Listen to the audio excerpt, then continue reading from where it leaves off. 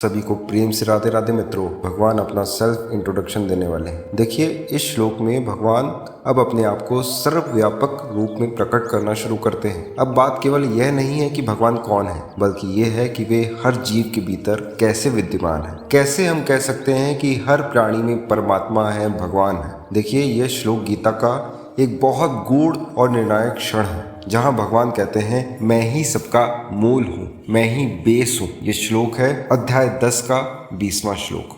चलिए इसे समझते हैं। भगवान श्री कृष्ण अर्जुन से कहते हैं कि मैं ही हर जीव के हृदय में रहता हूँ, मैं ही परम आत्मा हूँ यानी परमात्मा हूँ, मैं ही सभी प्राणियों का आदि यानी कि आरंभ, मध्य यानी बीच का समय और अंत हूँ, यानी भगवान ही आरंभ, मध्य और अंत है।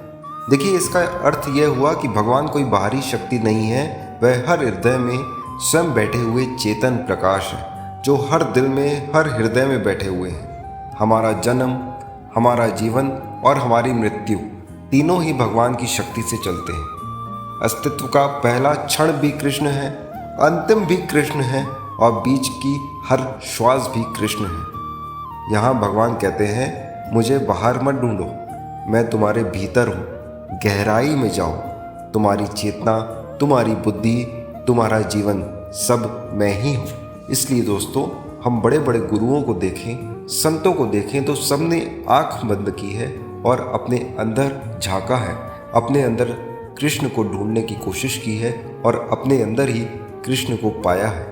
यह श्लोक हमें सिखाता है कि भगवान को पाने के लिए दूर यात्राओं को करने की जरूरत नहीं है। अपने ही समझते रहें, पढ़ते रहें, आगे बढ़ते रहें। मिलते हैं नए वीडियो में, तब तक लिए आप सभी को प्रेम से राधे राधे।